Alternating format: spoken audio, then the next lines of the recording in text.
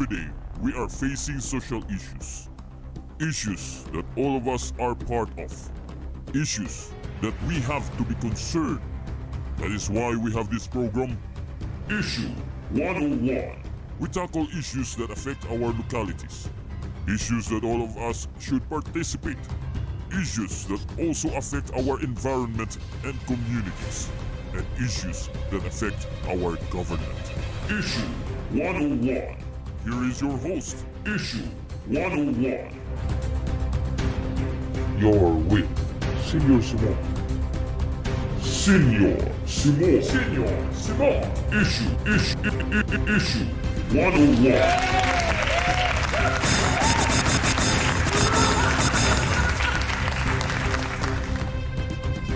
Yes, welcome to another episode. Once again, welcome to another episode right here on Issue 101 on this Friday afternoon, June 21, 2024. It's now 3:09 in the afternoon, Philippine Standard Time, of course. And we are going to talk about a Pinoy, or of course, that's me, a Pinoy, reacting to a video which actually is posted in YouTube. This is actually I watched the video in YouTube. So this YouTube video was posted talking about the Philippines, the history of the country of the Philippines after World War II. It is about the presidents after the war. So it actually talk about the presidents right after the World War II. But there are problems with the video, and that's what we are going to react to for this video issues. So without any further ado, let's tackle with this issue right here on today's episode on Issue 101. Of course, with yours truly, Senior Simon.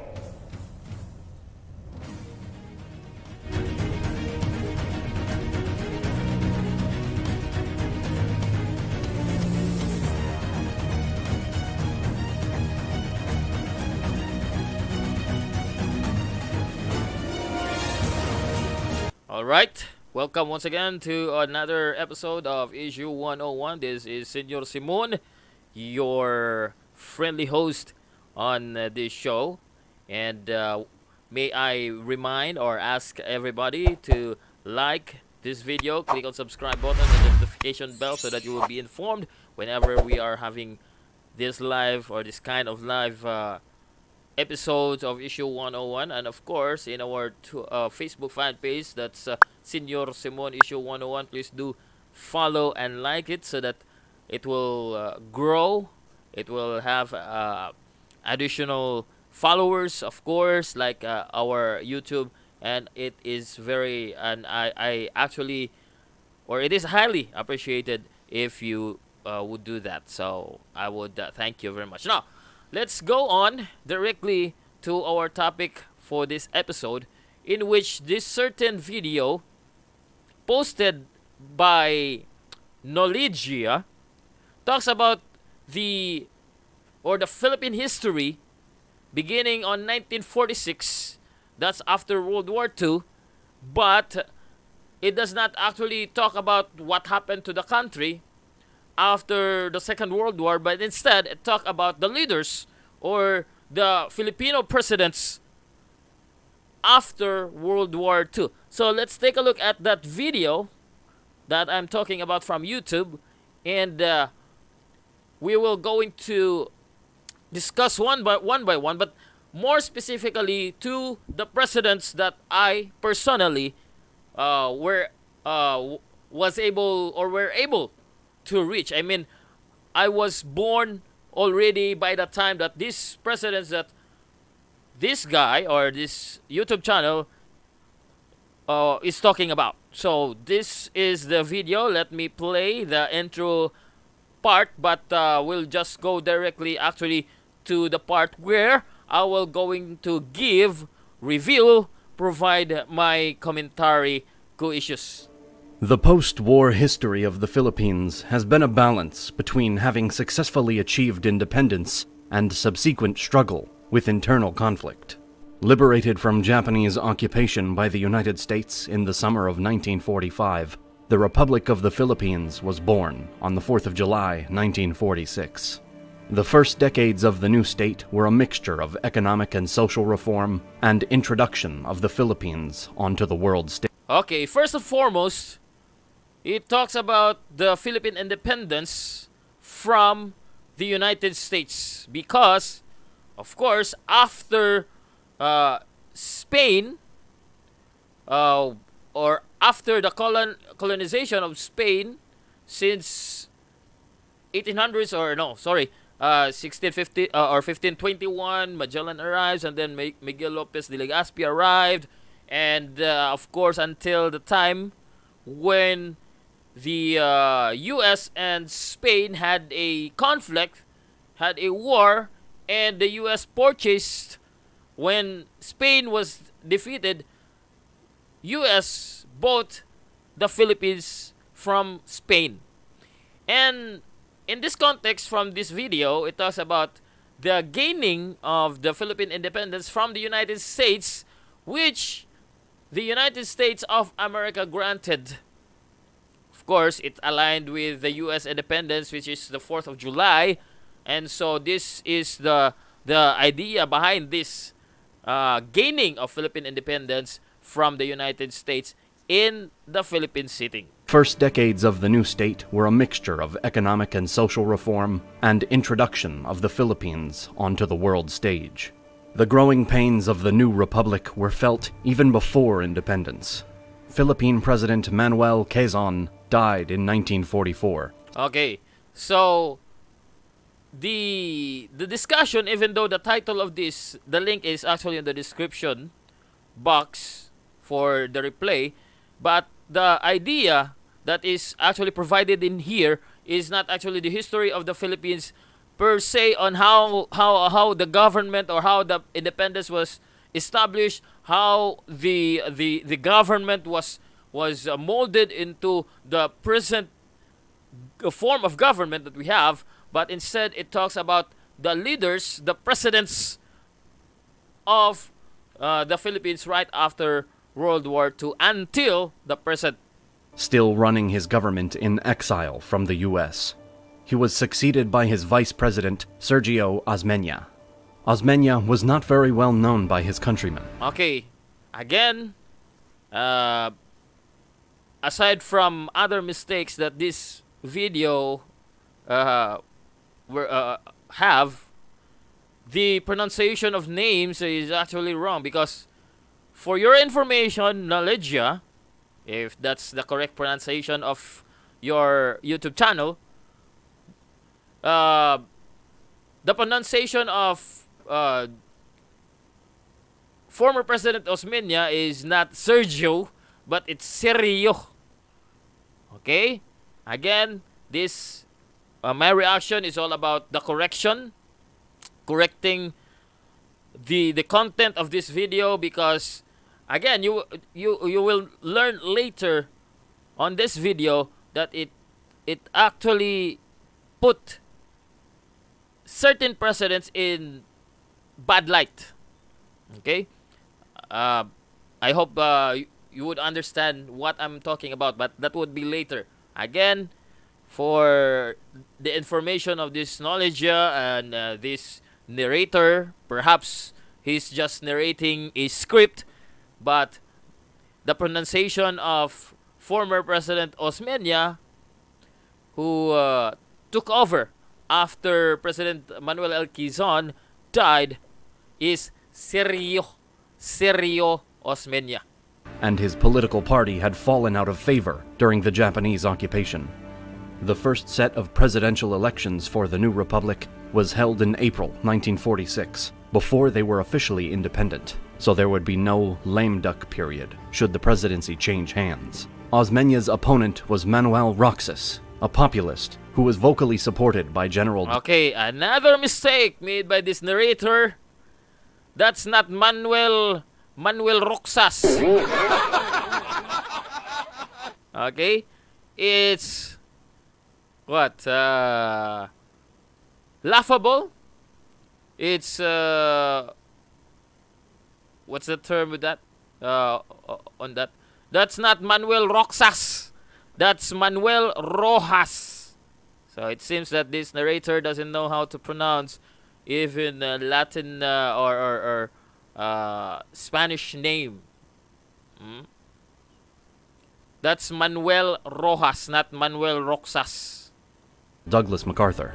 Roxas sought to rebuild his nation. Again, that's not Roxas. That's Rojas. From not only the bitter years of the Japanese occupation, but he also wanted to mend the nearly 4 centuries of foreign domination his people had endured. This video is brought to you. Okay? It's a video, not this video. This video. Okay, let's move forward after Rojas, because he again when Manuel Rojas died, Elpidio Quirino it's Elpidio Quirino, okay, replaced Rojas. immediately succeeded to the presidency. Quirino Okay. oversaw many of the social reforms. And then let's But there is forward. disagreement as to whether this truly affected the outcome, as a bulwark against the Okay. office has been called the Golden Year government, openly calling for its overthrow. By the 1953 election, the U.S. Okay, again, another mispronunciation of name from this video. was supporting his opponent, Ramon Magsaysay. Ramon Magsaysay. That's not Ramon Magsaysay. That's Ramon Magsaysay with an ah. Ah, okay? That's not Ramon Magsaysay. That's Ramon Magsaysay. Okay? So, who won easily. The administration of Ramon Magsaysay has been held up as an example of honest and non-corrupt governing, to the point Ramon Magsaysay. that his single term in office has been called the Golden Years by many Filipinos. Magsaysay championed his people on the world stage, reinforcing the concept of the Philippines as a bulwark against Okay, anyway, friends, I will just move forward to where my issue is actually going to focus on, because beginning with his narration about President Marcos, there are 2 former presidents that he actually discussed, but if you are careful in listening, and if you are a Filipino who lived in the Philippines for and was able to reach the administrations of these past presidents, then you will know that what is revealed in this video is actually incorrect, misleading, and biased. So that is why I am tackling this video in our episode for issue 101 today, because of this misleading, misinformation, wrong information, incorrect content. period. In 1898, he lost the 1965 election to Ferdinand Marcos, the best-known modern leader of the Philippines, and not for positive reasons. Okay, see? Now, on first note, when he talked about former President Ferdinand Marcos Sr., the father of our current president here in the Philippines, he immediately labeled him by using the word not in positive, let me check that again, not in positive word. According to Ferdinand him, Marcos, he best says- known he lost the 1965 election to Ferdinand Marcos, the best-known modern leader of the Philippines, and not for positive reasons. not for positive reasons. So in other words, this is already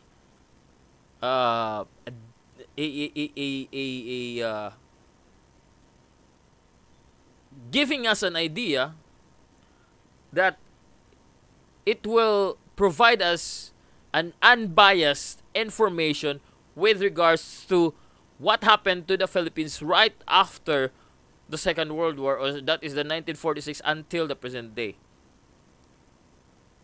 So it is already giving us an idea, especially Filipinos, that what is the content provided, or the content of this video does not actually coincide what is supposedly provided, or should be provided to the audiences, especially foreign individuals that are not familiar with the history of the country and also its politics. So, let's continue. Ferdinand Marcos held control over the Philippines between 1965 and 1986. Marcos began as a president elected on promises of economic and social reforms and ended in a dictatorship. Okay. Now, may I remind this Knowledge that his what do you call this? His administration or his regime did not end as a dictatorial or as a dictator, because if you talk about dictatorship, by what category, or by what by what means that it was a dictatorial form of government, if you will say due to the martial law declaration in the Philippines. Martial law was already been abolished in 1979, or that 1978 or 1979. I'm not let me recheck that in to be accurate. Okay, let me be accurate on that. The Philippines was or martial law in the Philippines was ended during Marcos' time. Actually, I have that here. Okay, let me just go over here because this is very important. Right. Marcos, he ended the he ended martial law in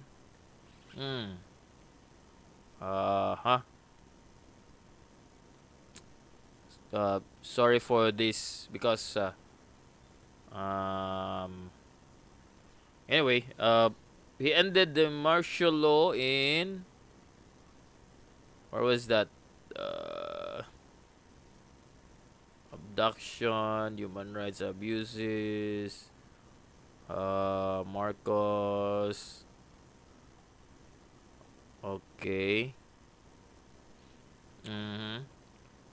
He ended the martial law. Come on. Alright. Armed conflict.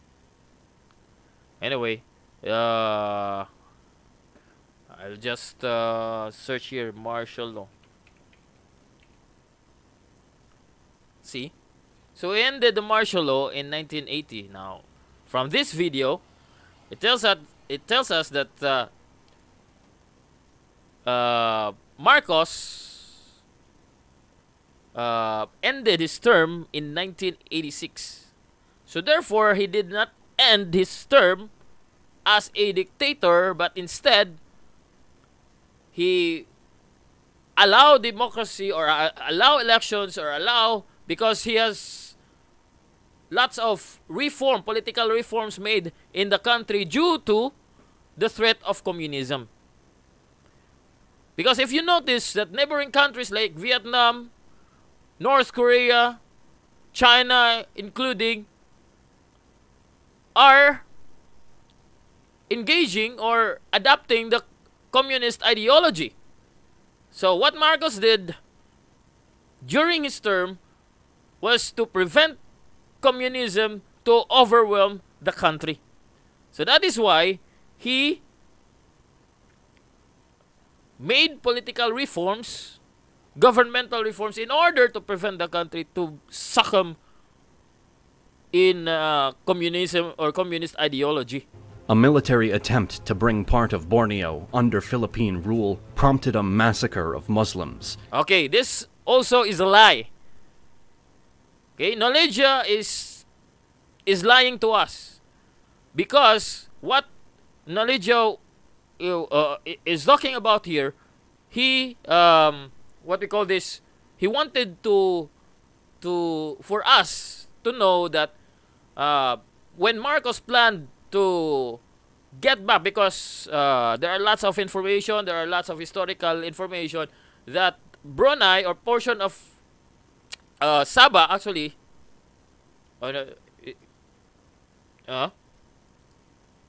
yeah, Sabah, why it's Brunei?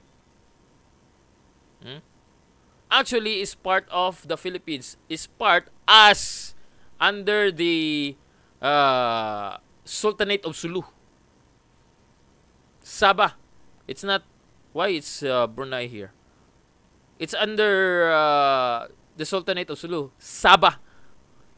And Marcos did not massacre, according to this video. Listen to this once again. Part of Borneo under Philippine rule prompted a massacre of Muslims in southern parts of the archipelago. Massacres of Muslims in the southern part of the archipelago, or is talking about Mindanao. But that is false. Because what this video was about to tackle, the subject on this is about this supposedly Jabida massacre, which actually is a political maneuver of the opposition in order to put former President Marcos Sr. in a bad light. That massacre happened on Muslims, and this Jabida massacre actually happened, or allegedly did not happen. The alleged place which this supposedly or allegedly massacre happened was in Mindanao, but it actually happened in here in waters just off Caballo Island, or in Manila. That's actually in Jabida. Okay, let me find that. Jabida.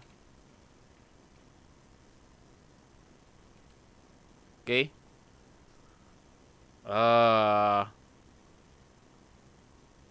Happened in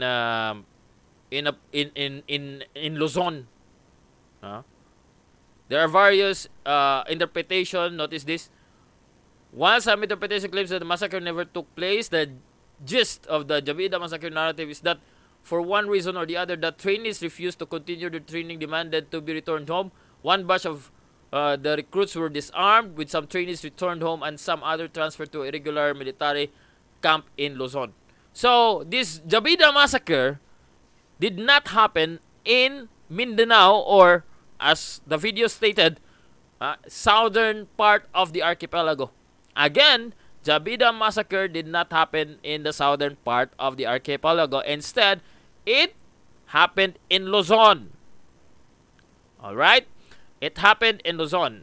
It happened in the exact location on this is a training camp, and the only witness or survivor of this so-called massacre or alleged massacre is this guy named Jibin Arula, which his narration regarding on the massacre is very questionable.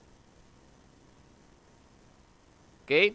It's very questionable. Okay? So, again, this Jibin Arula escaped from the training camp and was found in Cavite. So, Cavite is in Luzon. So, how come he was able to escape by swimming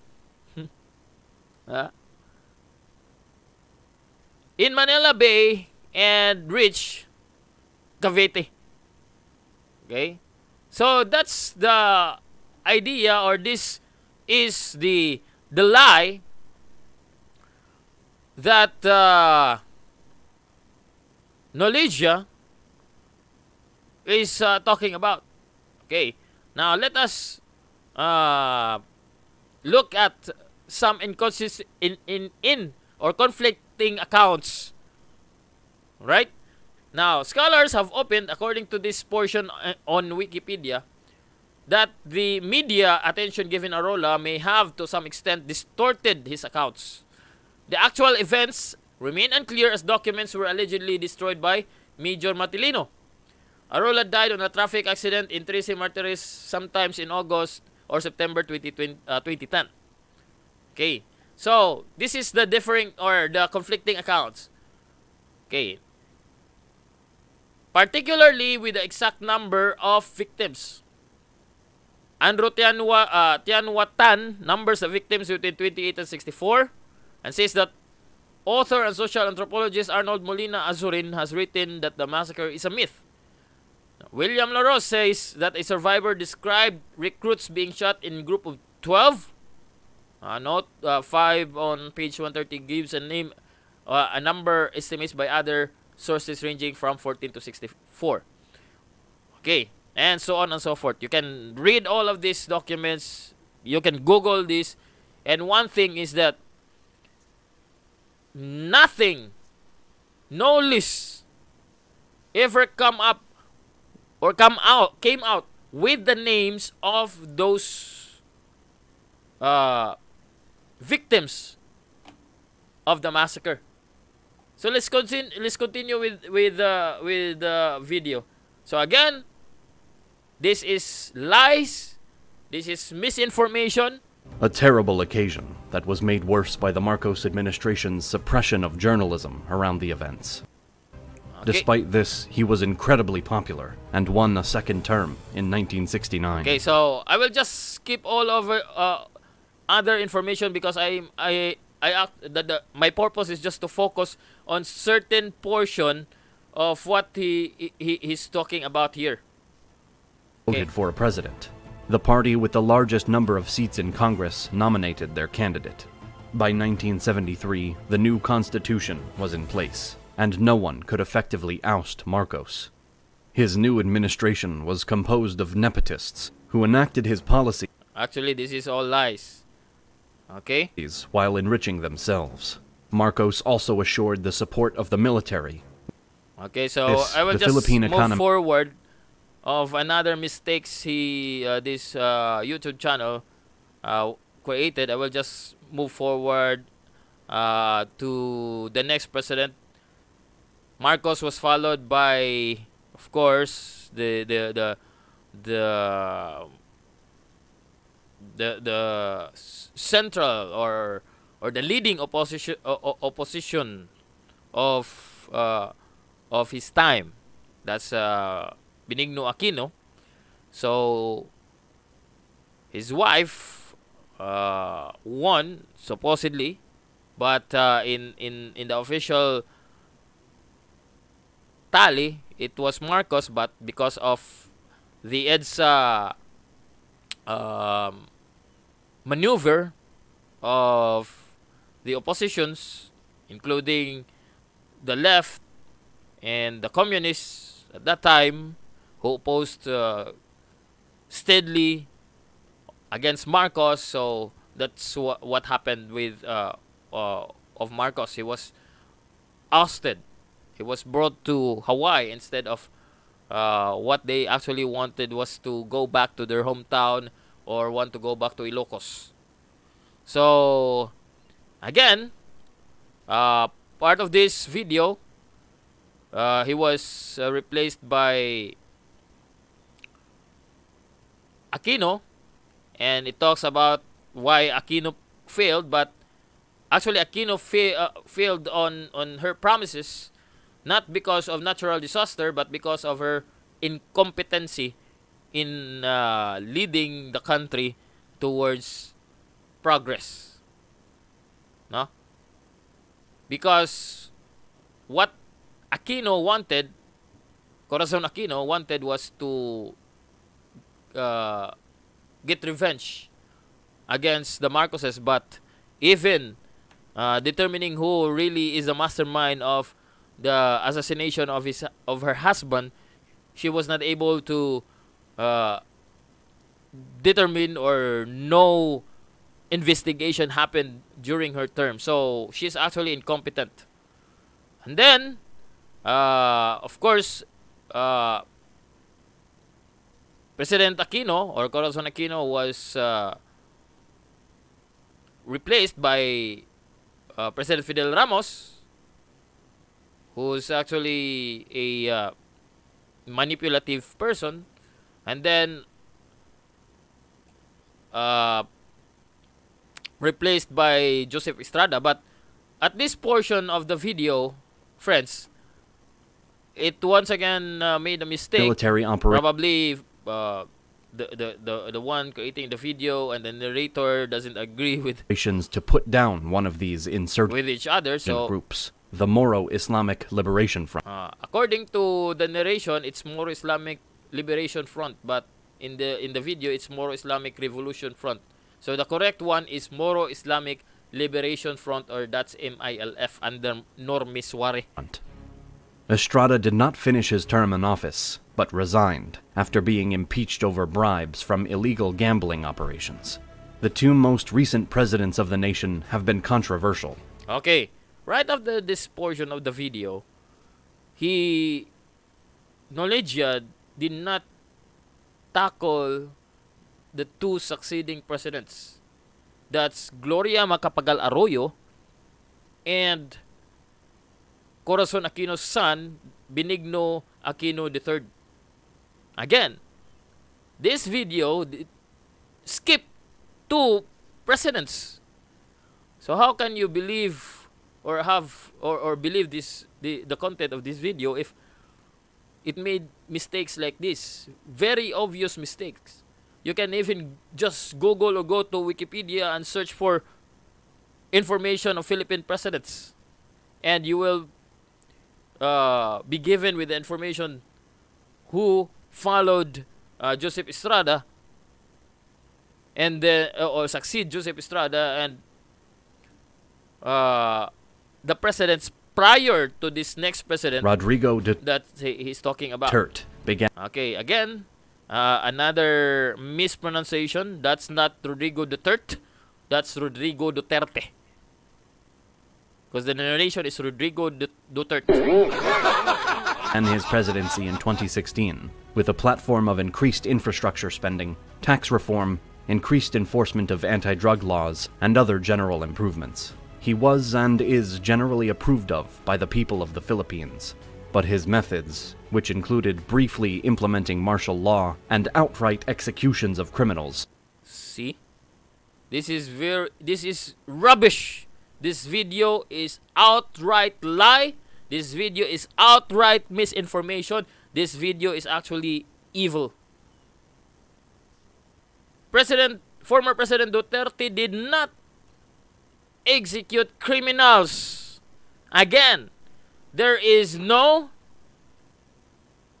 order, there is no command or law or presidential decree that criminals should be executed. Probably with the pronouncement of the president because of his anger towards criminal, but he never did order his men to execute criminals. So this video is outright lie, misinformation, and this should be put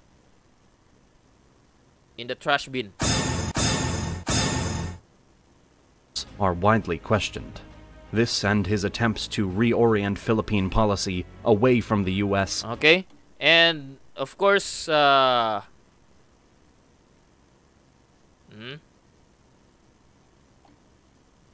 the end of our reaction from a Pinoy, from a Filipino. So, I would apologize if I was not able to plainly discuss in English, probably I've shorted, or I've shorted whatever of words that I need to use in order for me to totally express my opinion. But the video that I've shared to you and I've made a reaction is actually rubbish. It's actually wrong, misleading, and it's incorrect.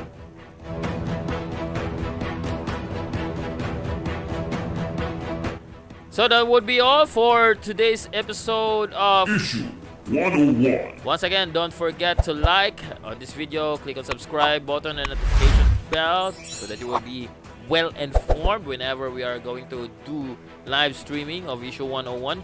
And of course, on Facebook fan page, do follow and like friends and cool issues. So that would be this ended our episode for Issue 101. Until next time, this has been yours truly, Senor Simon. a firm and courageous confidant of truth, an agent of light and clarity to darken and unclear controversies in our society and its people. Remember this, a well-informed person is advantageous. Take care, God bless you all, and all praises be to the Lord Jesus Christ. Bye-bye.